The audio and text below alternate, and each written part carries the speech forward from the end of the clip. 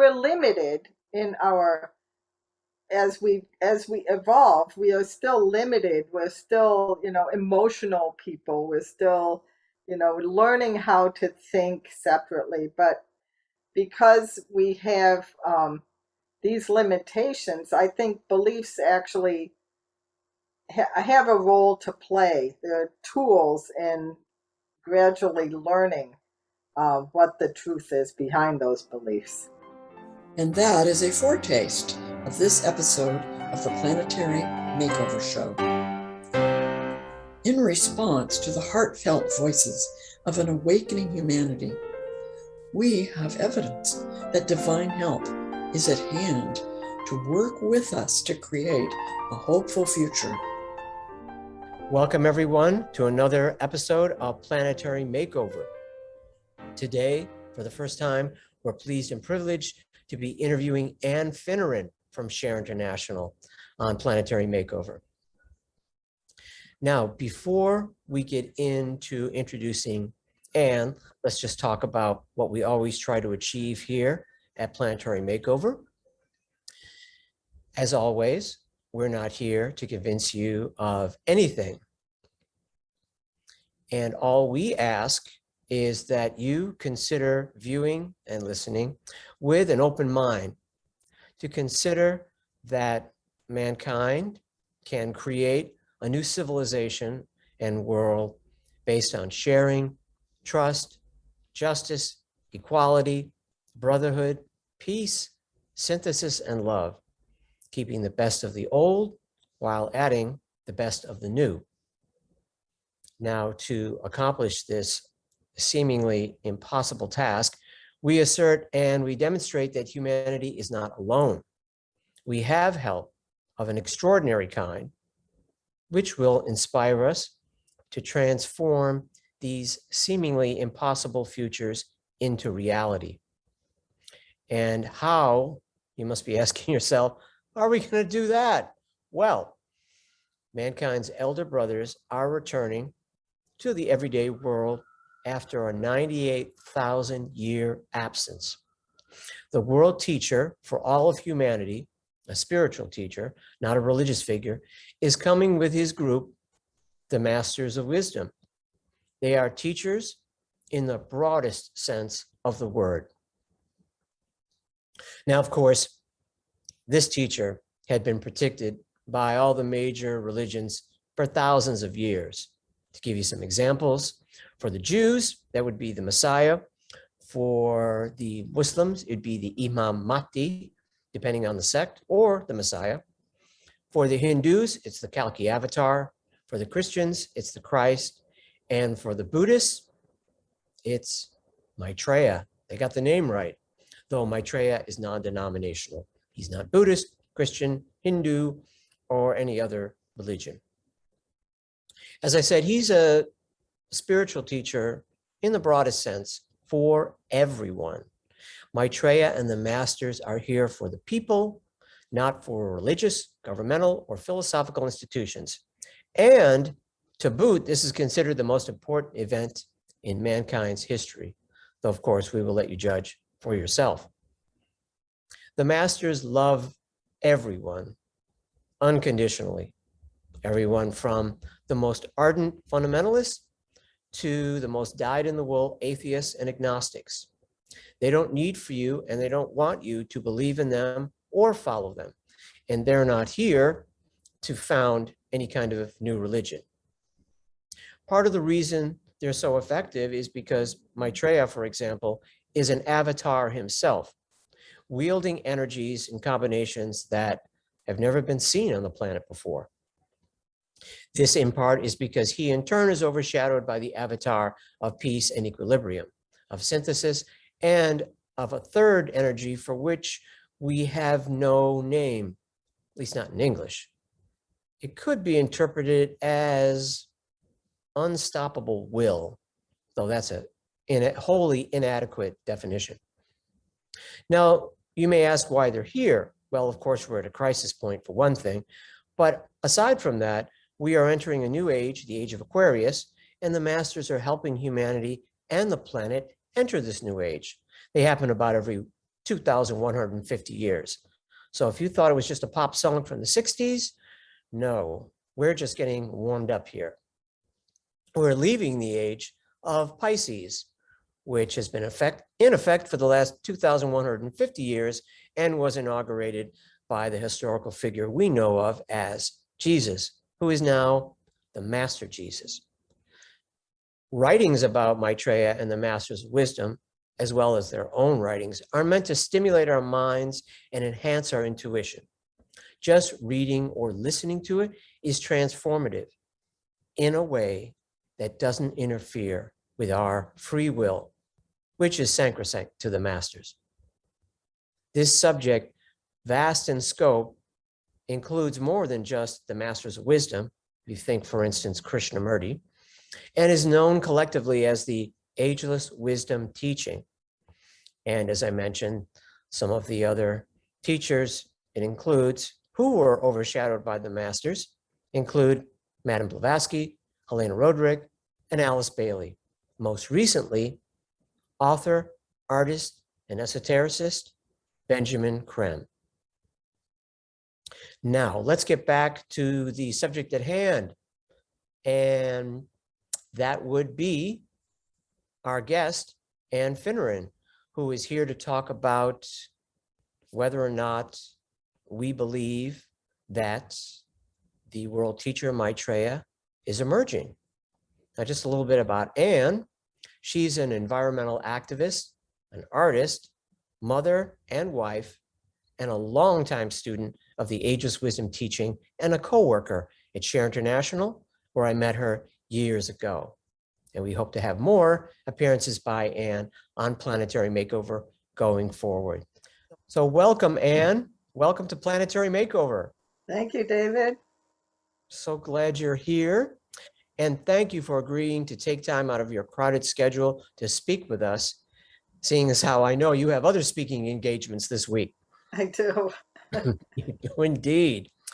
Well, some of the questions that we had come up with that we thought you'd find intriguing and interesting involved this very subject of belief and the emergence.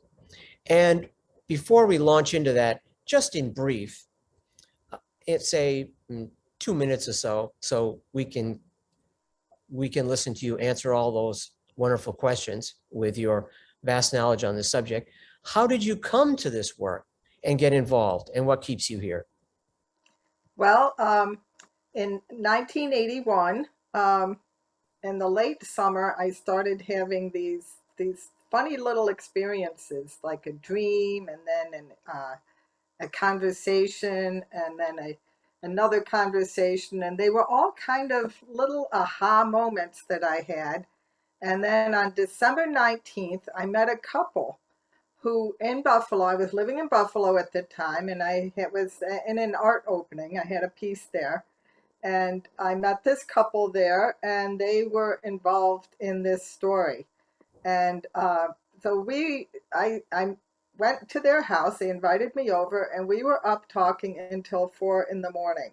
Wow. And they told me about Maitreya and that the Christ was in the world, and the experience of their story just pulled everything that I've been going through the last few months together. And I just, like, the floodgates opened. I was weeping. My heart was just filled, and that was how I heard about it. A couple weeks later, Benjamin Creme came to town. He was touring at that time, and I took part in meditation with him and had further experiences, and it was just a profound time in my life, very life-changing.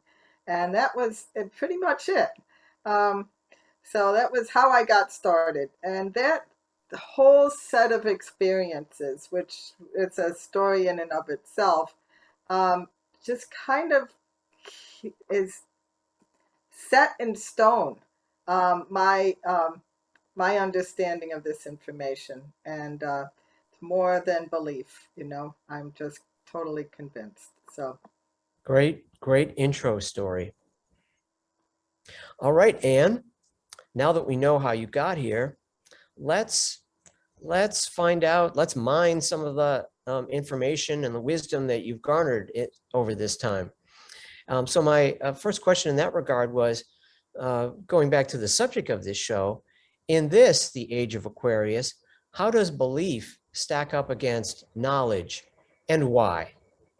Okay, well, the age of Pisces is was about belief and about adhering to a guru or uh, following someone, and it was completely about beliefs. Pisces is a water sign, so it's an emotional sign. Aquarius is an air sign, which is more to do with mental.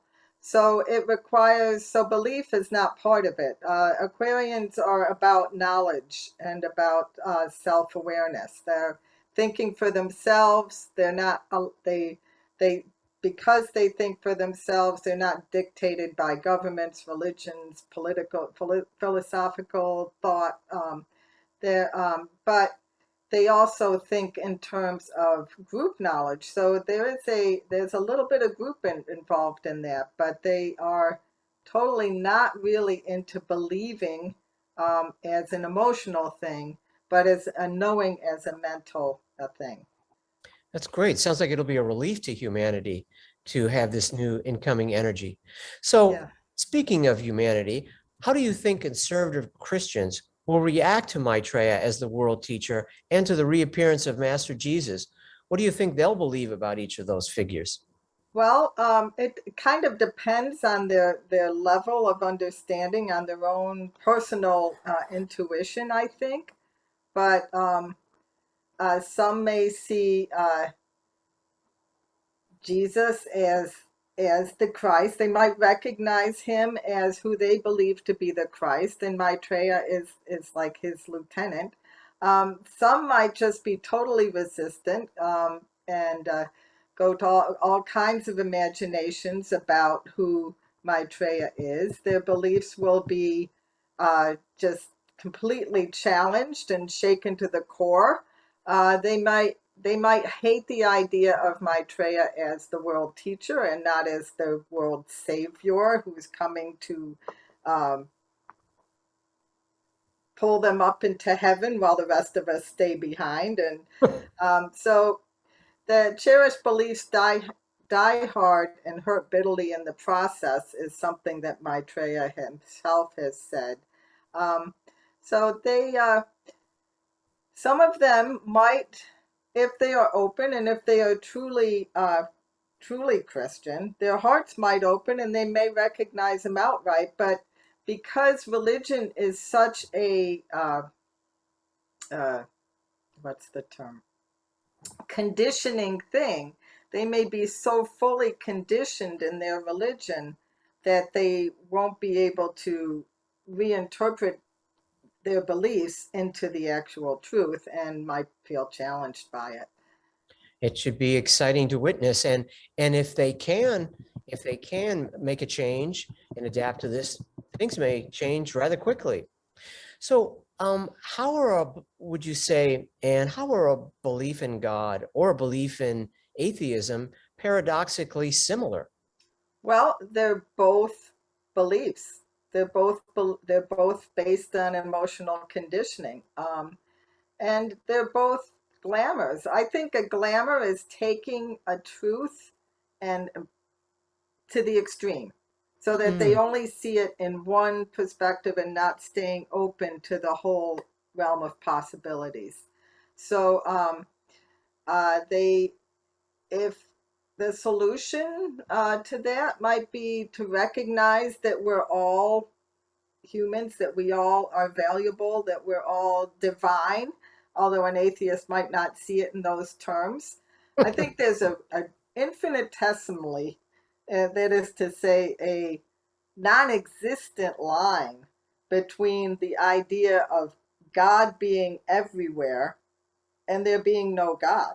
Because if God is everywhere, God exists in every single, from the lowest subatomical particle up to the quasars. So there's like really there's no and an atheist would acknowledge the energy in subatomic particles and the energy in quasars, and maybe not recognize that that there's a consciousness there that Hmm. is what we would think of as God. Um, So they're both at a different I had extreme. a an experience when I was working in New York a long time ago. There was an artist that came in. It was a frame shop, and there was an artist that came in to do framing. He was got a job there, and he was a paint. He did these beautiful paintings, simple paintings of people in good people in kind of almost naive, but really like Rousseau type of settings. And he was he was a Calvinist. That was his religion. He came, I think, from Michigan, and he was really he had this energy. He was steeped in this religious energy. I just And what felt it. and what is that, Anne? What is that? What was his background? You said Calvinist. What is that? Calvinist is it's like Lutheranism. It was one of the earliest Protestant religions Ah, after the Reformation, but it in and of itself became very rigid and very caught up in just, the Bible and what the Bible says. And that's where he was. So, but he would talk to me. I could talk to him about my beliefs and about the masters and everything, and he thought I was doomed to hell, but he still maintained that relationship with me. In fact, at one point, he said, I have friends who are very, think along the lines that you think, and I wish I could think that way, but I just can't. You know, hmm. he was so conditioned. And But he was self-aware that he was conditioned. That's yeah, good. yeah. Okay, so you kind of wonder where this man is now, what his thinking has been, and how he would actually respond to when the emergence happens. What his reaction will be. I'd be very curious. And Um, it's interesting how people like that tell us we're going to hell. Krishnamurti referred to that as hell as the fruit of Christianity. And according to Maitreya and the masters, there is no hell. So I guess you're safe for now, Anne. I expect so. I think I am. Hmm. Well, Jesus loves me. I know that. and he's not the only one. That's right. So, going on with that theme, what role do you think Maitreya will play in helping us clear up the current confusion concerning beliefs, the kind that you were just referring to? And how will he help provide clarity? Well, I think he'll draw on people, on humanity. I mean, I think the fact that his heart is our heart is linked to his. Everyone's heart is linked to his, and I think he'll cut through and expose beliefs on various things, various human concerns, such as the environment, what we're doing to the planet. I think he'll show that in order to be truly human, we have to take care of each other, take care of the planet, take care of the ecology. His priorities and with social and economic and political matters will help counter those beliefs. People will say, "Yeah, if I, if they somehow, I think, hopefully they'll tie in with the fact that I was hungry and you fed me. I Yes. was I was homeless and you sheltered me. Hmm. I was in prison and you came to comfort me." They'll make the connection. Yeah, and also I think that the Master Jesus himself is one of the roles he has to play will be to help bridge the beliefs of the Christian religions, at least, with the true reality of the times. Yes, and help clear up that corruption that's crept in over the last 2,000 years. Yeah. Well, speaking of the masters, my next question would be, are we the same as Maitreya or not? how and why? Yes, we're the same because we're humans. We're on the same path. We're just much farther behind on the path. That's how I see it than he is. He has gone through so many more experiences and understands so many of the human experiences that we have yet to process and to go through. So, but as far as our divinity, we're all one divinity. We're all, each one of us is endowed with a link to the over arching godness, if you will, and he knows he's divine. He's aware of his divinity more than we are. We allow the conditioning in our lives. We allow all the little factors to interfere with our remembering, I think, Mm-hmm. who we really are, our divine selves. Well, he's fully self-aware. Like we're in kindergarten and he's in grad school or working on his PhD. Yeah, I think he's the professor. Yes. Yes. we're we're still in kindergarten, and he's a professor, and so, but he's wise enough, I think, and brilliant enough to know how to communicate to we children. Yeah. Um, there one time I asked and a question at a lecture that Benjamin Creme gave, and it was I there's a line in John, and it was very interesting that it came that I went to mass with my father after telling him about this story, and this reading was presented at the mass, and it was um, now we are children. What we will later be has not yet come to light, but later we will know that we are like him, for we will see him as he truly is.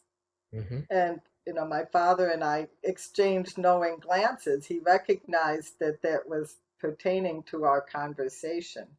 And Oh, you mean you had talked to him about Maitreya? I had talked to him about Maitreya the night before, and I went to mass Ah, with him the next day. And my father had studied comparative religions in college, and he traveled the world as an engineer consultant, and he went to Thailand a lot, and he was very familiar with Buddhist thought because the Thais tend to be Buddhist, and he just thought, he said, well, Ann, I think you're Buddhist, and he was okay with that, and that was his thinking. that's So great. Well, perhaps in a recent past lifetime. And yes. we should also let our viewers and listeners know that Benjamin Creme, who's a esotericist, artist, and author, had developed a one-on-one telepathic link up with one of the masters of wisdom over a several year period. So that when we, meaning people like Ann and I and other interested parties, went to his talks, he would at one point be overshadowed either by his master or Freya, perhaps both, and he would give readings, he would answer questions, and we would be getting a glimpse into the world of Maitreya and the masters and the way they think. So moving right along with that, I wanted to speak to all of the disastrous thinking that some people have. It's like they're disaster drama queens. Where do all these disaster scenarios and destructive thought forms or imaginings come from? Why do people believe in these end of the world scenarios? Well, they're fear based, and I believe that fear is. I mean, there are certainly things going on in the world right now that we need to be concerned about, and they're real. And I think that what then fear doesn't really play into that reality and being practical about how we address certain things going on is real. But a lot of what the problem is when people feed that feed that with fear and Hmm. feed that with ideas that this is the end of the world and we're doomed and we're all going to hell and things will happen that we are, it's all in the Bible and we need to expect it. And so there are individuals who have are in whose task is they're actually very highly evolved, and their task is to uphold the material aspect of the world, Yep, it's a but whole group. they're a little greedy, Yep. and they want to take over, they want to control humanity, and they do that using fear. And Yes. so And they're specifically referred to as the Lords of Materiality. They right, we may want to inform our listeners that they work on the path of involution, kind of involution as opposed to evolution, as we do with the masters. Their job is to uphold the physical aspect of matter, but they never seem to be satisfied with that. And when they cross that threshold, they would be what we would refer to as euphemistically as the forces of evil. right, or the devil, or yeah, evil incarnate. And it's not that, it's just that it's out of balance. They have a role to play to uphold the physical and material planes, but not to let that overlap into the higher spiritual realms. Yes, So and when they put these thought forms in the astral plane, it's picked up by like psychics and mediums, and they publish this sort of information as if it's fact, right, and it gets spread around the globe and increases fear, which is really the intention of the Lords of Materiality, to keep humanity enthralled, so it slows down our progress, and that the masters don't succeed. that's And right. in addition to that, there of course is also the misinterpretation of history on the part of humanity and misinterpretation of the scriptures. That's And, right. and speaking of the scriptures, what is it that makes the major religions, such as Judaism, Christianity, Hinduism, Islam, Buddhism, seem at times divisive and divided and at odds with one another? Why aren't they all on the same page? Well, because the different interpretations ultimately of the inner truth. But the interpretations are subject to more interpretations. And again, we have the Piscean element coming in. So people become dedicated to that. They become emotionally invested in those teachings so that they can't be reasonable about them. So Yeah.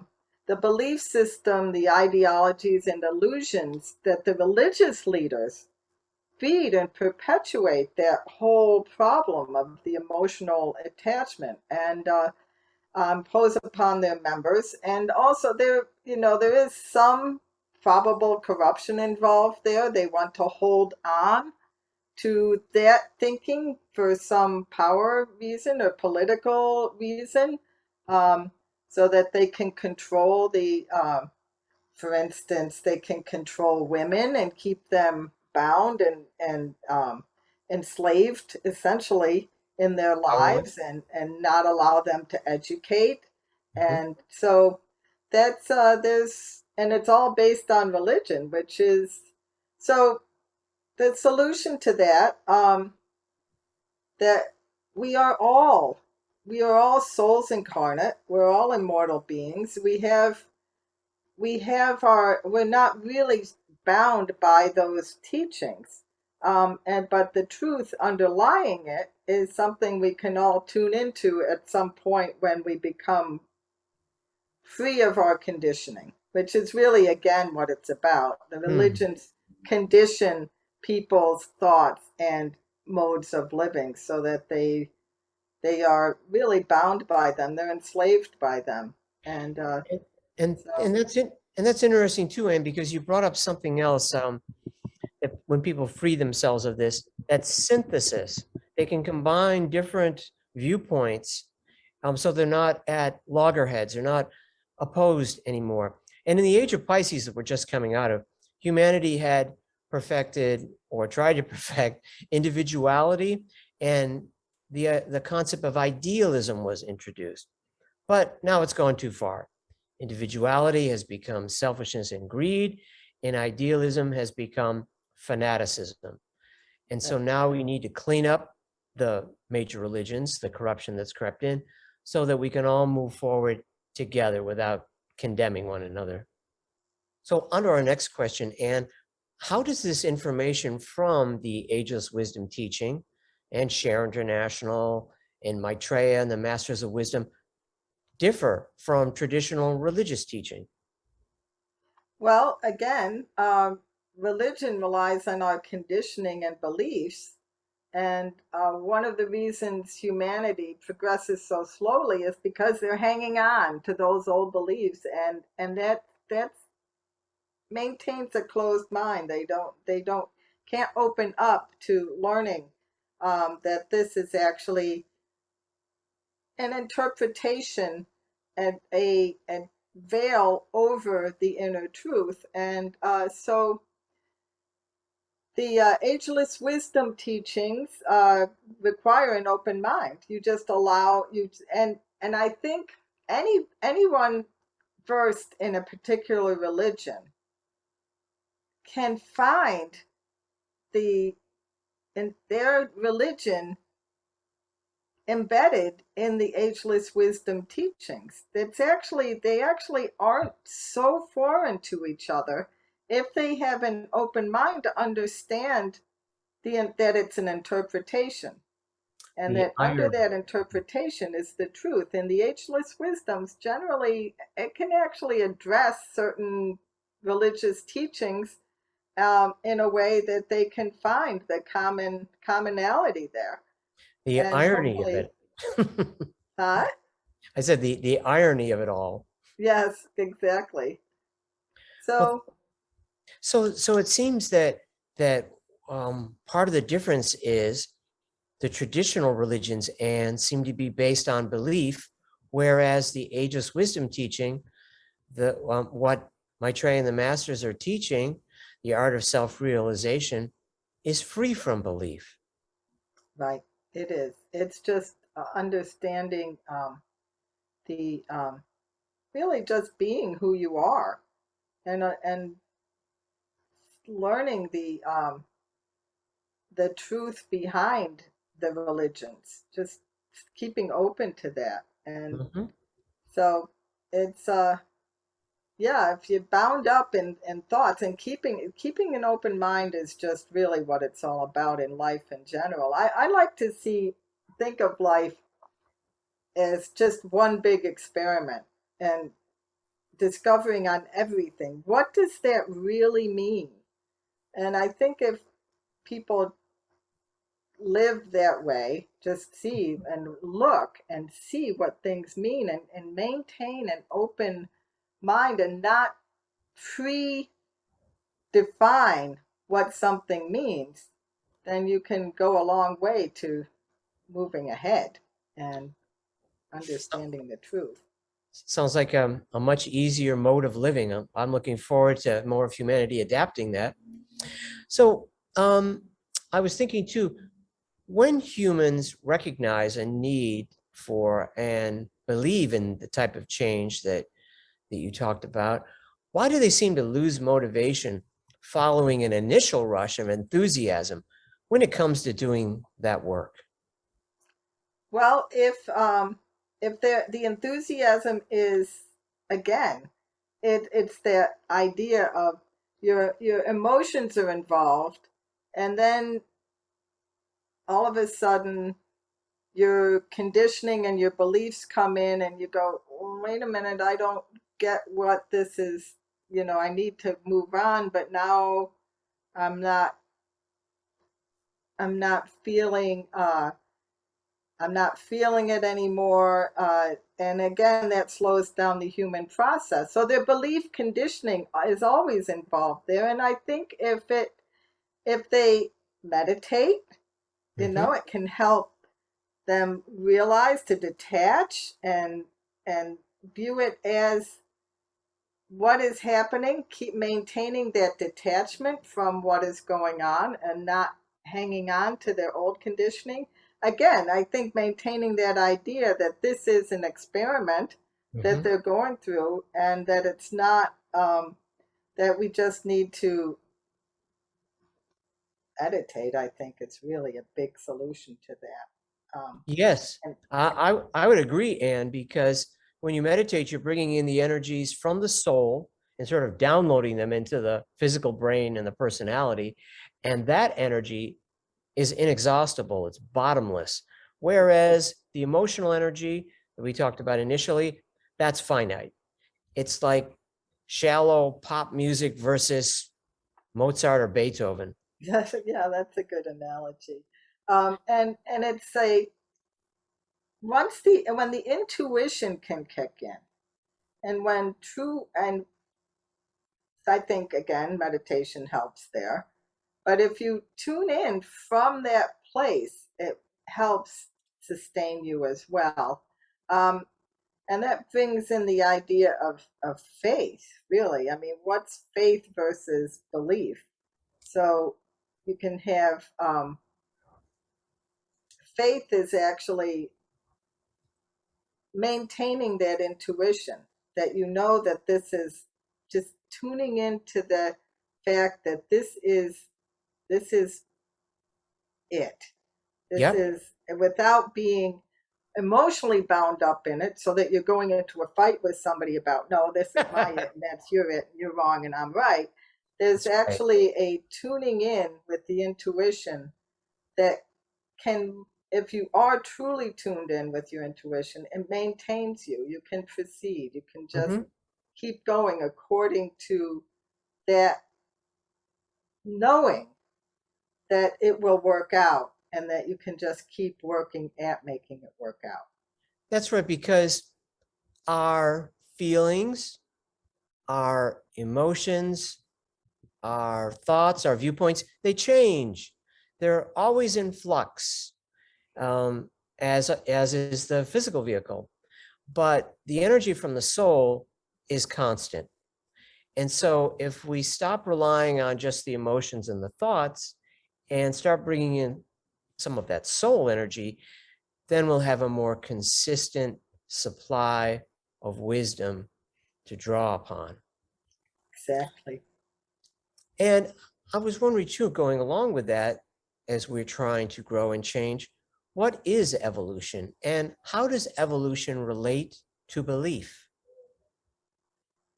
Okay, well, there's a couple of ways to look at it. There's the what I would call the exoteric idea of evolution that scientists would look at and see how humanity as a whole has developed and learned, so that they've learned how to use tools, we've learned how to process, we've learned mathematics, we've learned all of those things, to the point that we are now a pretty learned humanity as a whole. And then there's the evolution of the soul, and it's and that I think has to do with the idea of reincarnation, so Mm-hmm. that each soul learns through the process of being born again and again as a human in different experiences or others. And so the um, the whole idea, though, both ways, I think, are very involved with the idea of evolution as the spiritualization of matter, Mm. so that it becomes on this spiral. The upward spiral is, as we go through, is gradually spiritualizing us, so that we are becoming lighter and more refined, and um, we can we're on our way back to the source of reality, to the and so gradually, as we evolve, the veils of illusion, which each of which are probably a lesson, those veils, and and delusion, the mistakes we made. We learn through those, and so we eventually achieve a higher consciousness to the ultimate goal of cosmic consciousness. Um, so, as far as Yeah, how do we connect that with belief and where people are now? How do they get from there to where you're describing? I know you described some of that already, but go ahead and continue. okay, well, again, the beliefs are kind of the veils in a way, you could say. Hmm. Um, the isms and the ideologies and the beliefs they're essential stages in evolution because that's how we get there. Um, they're part of mankind's second nature, the world in which he lives. Um, so again, the my old Calvinist friend, he's certainly evolving. I mean, his paintings were beautiful, and they showed that his soul was operating. But his beliefs were still there, that for something that he had to process and go through. So So, so that his was so it's they're part of the process, I think, beliefs. And they're I think maybe this is just something I'm thinking of, that we're limited in our as we evolve. We are still limited. We're still, emotional people. We're still, learning how to think separately. But because we have these limitations, I think beliefs actually have a role to play. They're tools in gradually learning what the truth is behind those beliefs. That's fascinating. It's almost like playing a game, like a sport, where you use the different tools and rules and moves to reach the goal being Yeah, cosmic consciousness. right. And on what conditions did the world teacher Maitreya lay down for his return to the world? What did he want to see happen, or at least get started, before he came back? Well, he would like us to truly begin working on world peace, um, on the ending of war and the resolution of international conflicts through the tool of war, so that we can begin to use diplomacy and primarily to get to world peace rather than allowing the military complex to continue. Mm-hmm. Um, we also need to develop a true sense of what it means to share. Sharing, as Maitreya says, sharing is indeed divine. It underlies all our endeavors. It's all hope from humanity is based on learning to share on so many levels, and on the global level, on sharing the world's resources and understanding that it's only by a leveling of the world's resources so that everyone has an equal part, that we can move on. So that's a really Yes. big thing on his part, and that only can be done when we realize that we are all on the same boat, that we're all human beings on this one planet, and that we begin to realize that we're all one, that each of us is a part of the other, and that will result in right human relations, which is another requirement of his, that we begin to develop some modicum of goodwill with each other. Mm-hmm. And we need to see that goodwill between peoples, as opposed to the polarity that we see going on in like American politics right now, is we need to get rid of that. Okay, Ann, and are there any other conditions other than you talked about world peace, sharing the resources of the world? right human relations? Do we have any other I should say, goals that we need Yeah, to or work on? possibly requirements even. Well, people need to be freed from authoritarian beliefs.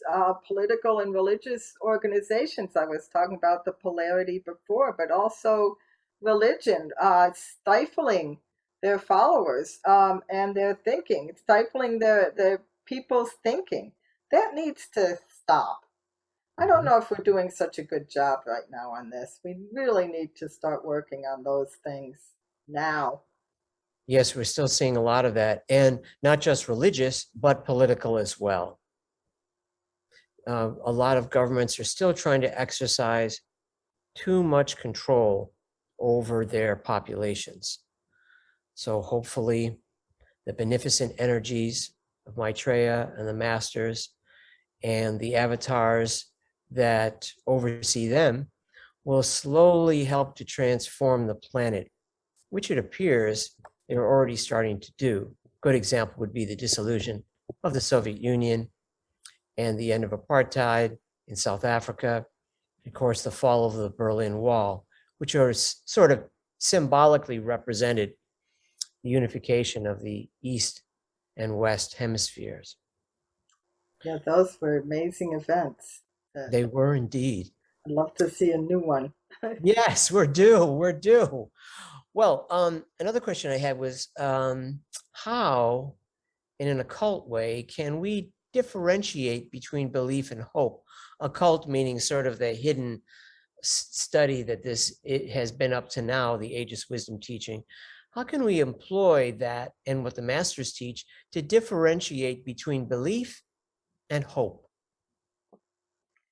Okay, well, belief is a construct of the lower mind fed by the emotions. And so people hang on to it as being true. It's something that feeds ideologies, and ideologies are a nice, comfortable place to be. It gives you a mode of living that is based on something that isn't really real. It does address ways of dealing with problems of life, and it, hope is more the you understand that there's a connection there. You know Mm-hmm. that you can. Um, it's hard to explain. Yeah, it arises from your own sense of beingness. Something I recall an article in the New York Times about hope, and they discovered that the people of Africa had the greatest amount of hope. The poorest, starving people had the greatest amount of hope. And I remember Ben talking about, like, thinking about a poor person with their little bit of land and their little bit of and their children that they have to care for. I And remember that. they just they're just really surviving on hope. And I think it is our part as privileged Western people living in the Western world Mm-hmm. to give them reason for hope. You know, I Yes. think that is one of Maitreya's goals. Mm-hmm. And it appears that Africa is the first continent to respond to the masters, which is why they had that first major public meeting in Nairobi, Kenya. And also, of course, the West has exploited Africa for hundreds of years, and we haven't shared the resources of the world or even their own resources, which we're also stealing and not sharing equitably with them. When we stop doing that, Africa will no longer be poor and hungry. So we have a great debt to pay and to make recompense to them to help them restore their world, which we have been interfering in. I agree. Uh, And so it's a great inspiration to us, ironically, that they have more hope than we do. And bearing all this in mind, just to wrap up, this would be my last question, since it appears we only have about a minute left. What can we do if we believe all of this, Ann? Well, I don't know if I like to think, I mean, I do believe it, but I also, it goes beyond belief for me. But we should just speak to people where they are coming from. If we understand their beliefs and we can bridge that with the truth somehow, keep it simple. Just maybe present it as a story for their consideration, that you consider it a true story. And if it rings true with them, um, then they should pass on the information to others.